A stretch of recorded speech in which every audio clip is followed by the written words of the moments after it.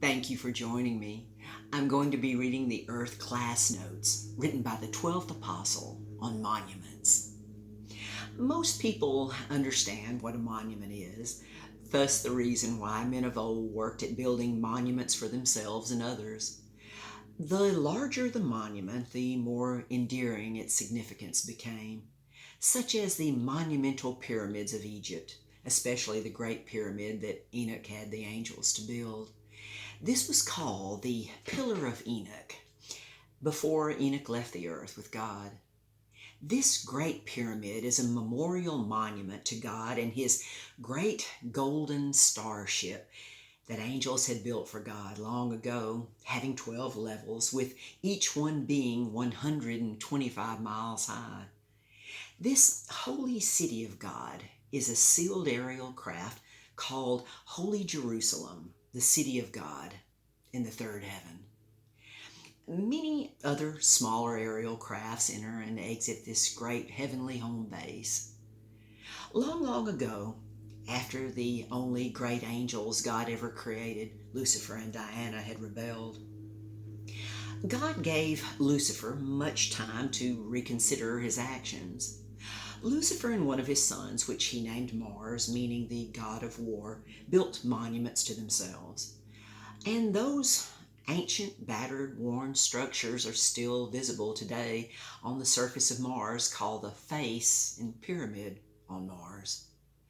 Remember how and why the mighty angel Thor had torn the great crystal pyramid classroom that contained all truth at that time for the first man, Adam, and the first woman, Eve, the only two human spirit beings God has ever created, to study and learn progressively as they were told to do, in precise order. God told Thor to do this after Adam disobeyed God's instructions at the continuing suggestions of Eve and their chief servant, both of whom had accessed the powerful 11th subject of good and evil before they were prepared to understand that very important subject, and nothing had happened to them. When Adam did, many things began to change as he gave evil the legal right to alter the authority that he represented on earth. This resulted in him questioning God's justice, fearing God's authority, and blaming all things upon God, as Lucifer did so long ago. The location where Thor tore the great crystal pyramid classroom out of the earth is where the Dead Sea is today, just east of Jerusalem, on the West Bank area of the Jordan River. Thor took the pyramid classroom to the dark side of the moon. I also believe the Ark of the Covenant was also placed there as the double legal witness of two monuments orbiting the earth. Remember, there was nothing in Adam's classroom, of course, about Jesus, for that was 4,000 years before Jesus was conceived by God and born in a horse stable in Bethlehem. There are many comparative analogies we can make about past, present, and future phenomena that can and will increase our unlimited understanding of these great subjects that the true, responsible, unlimited human soul on altered earth can accomplish. Monuments have a powerful potential in this process, such as where Jesus was crucified, buried, and arose. But as you understand and know, beloved, the greatest monument there is in heaven or earth is God's great golden 1,500-mile high pyramid starship called the third heaven, that I've written and taught the truth about many times with detailed scale drawings, having 12 levels, with the 12th top level being the detachable 125-mile high capstone that is pictured on the printed money of the United States of America. Now, here's where I want you to understand what I'm going to share with you about the 12th level of the third heaven. The first foundation level was much later named after the apostles of Jesus the Christ.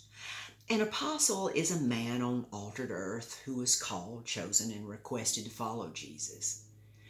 The 12 apostles, including Judas Iscariot, who betrayed Jesus for 30 pieces of silver from the religious leaders of Judaism that he later took back to them, went out and hung himself. The apostles all fled in fear when Jesus was arrested by the ruling Roman government. But after the resurrection of Jesus, their confidence was restored. Therefore, you cannot say that Judas was truly an apostle of Jesus. Peter would truly be the foundation rock, Matthew 16:18, representing the first foundation level, and the beloved disciple and apostle, John's name, would be on the 11th level as he was chosen to write the last great book of the New Testament, the Revelation, in about 96 AD. But who would be the 12th apostle?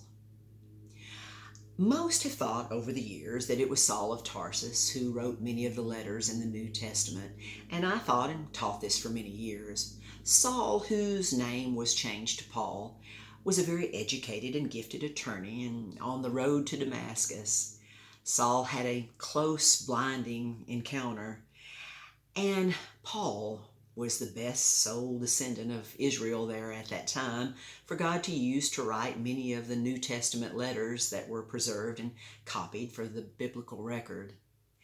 Now I will write and share with you why I do not think Paul's name is listed on the 12th top level of the third heaven. First, he had the mortal bodies of many believers in Jesus Christ killed.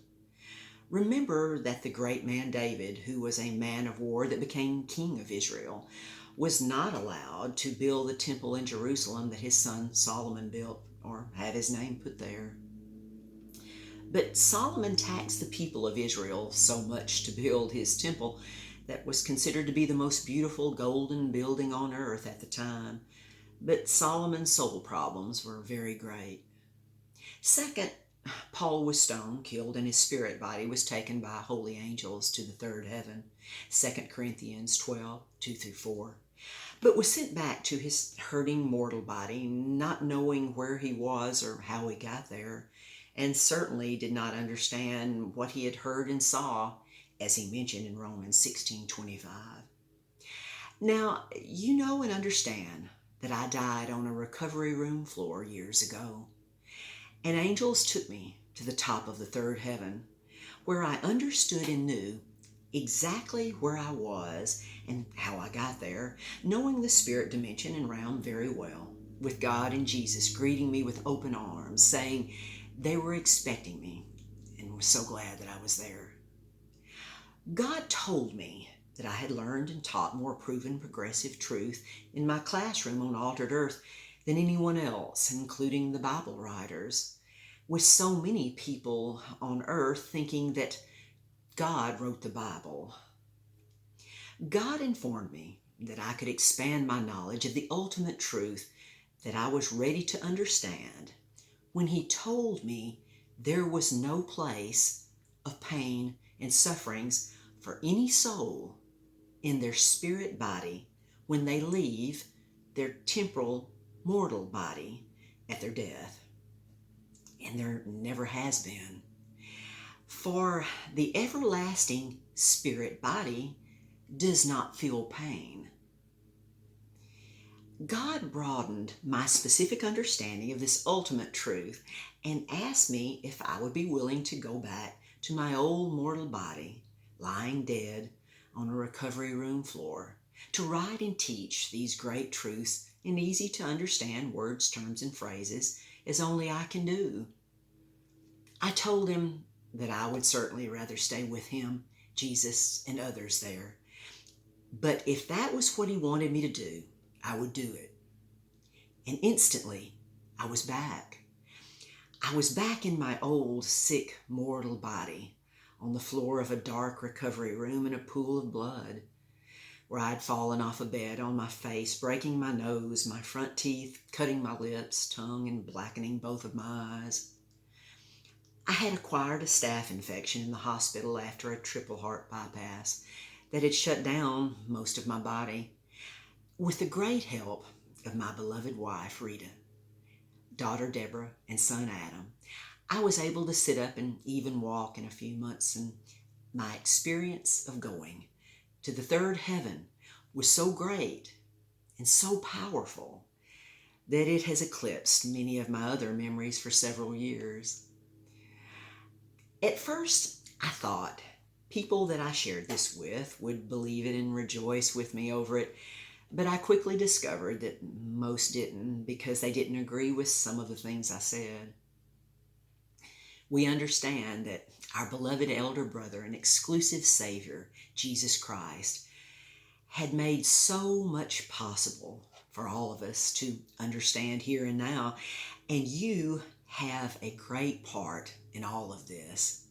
This understanding produces maximum increasing humility, love, and respect.